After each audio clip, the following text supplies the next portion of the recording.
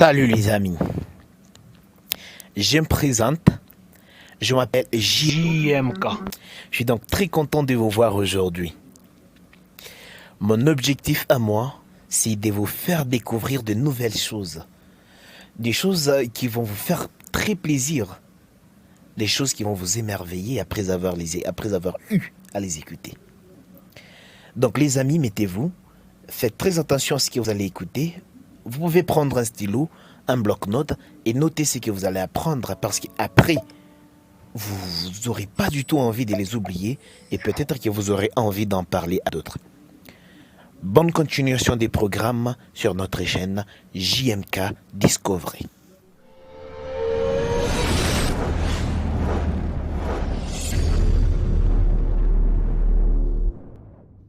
La découverte d'aujourd'hui est dans les cadres sportifs.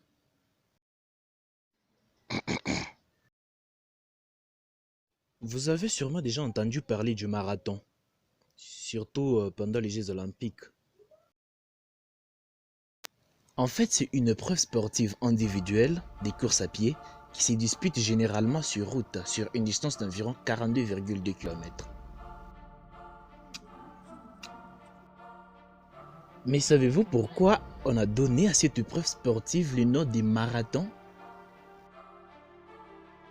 En fait, le nom marathon est lié à une histoire. Une histoire qui s'est passée il y a de cela 2508 ans. Donc nous sommes en 490 avant Jésus-Christ.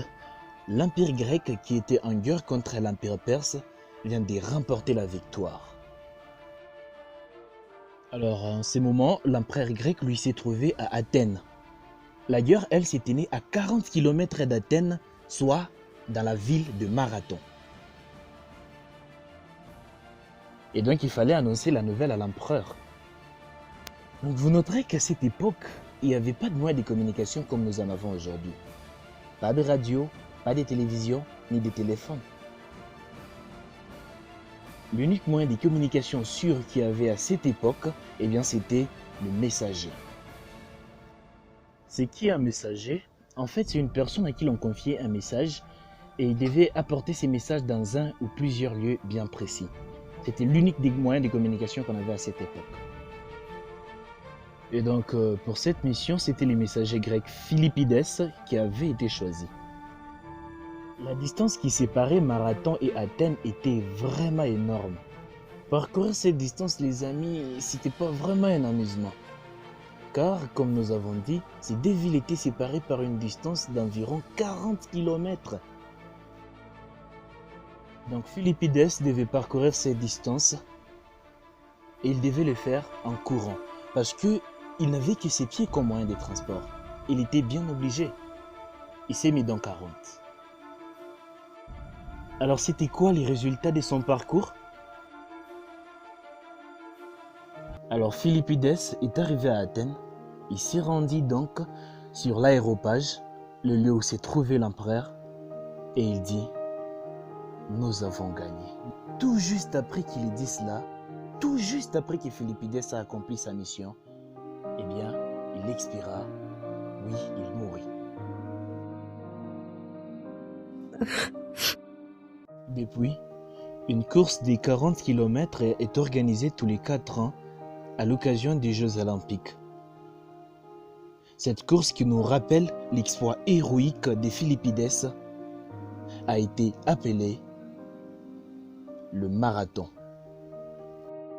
Marathon, nom du lieu où s'est déroulée la guerre qui opposait la Perse à la Grèce.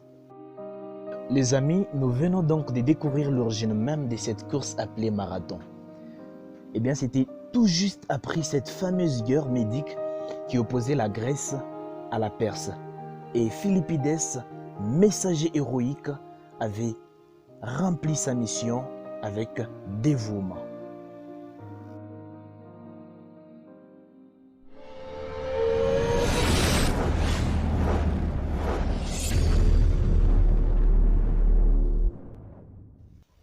Nous aussi donc arrivés à la fin des les amis. Merci beaucoup d'avoir prêté attention. Si vous avez apprécié l'histoire, n'hésitez pas à nous le faire savoir dans les commentaires ou à aimer la vidéo. Pour découvrir encore nos prochaines histoires, veuillez s'il vous plaît vous abonner sur la chaîne et cliquer sur la cloche de notification. Ça a été vraiment un grand plaisir d'avoir été à votre compagnie et on se dit donc à la prochaine.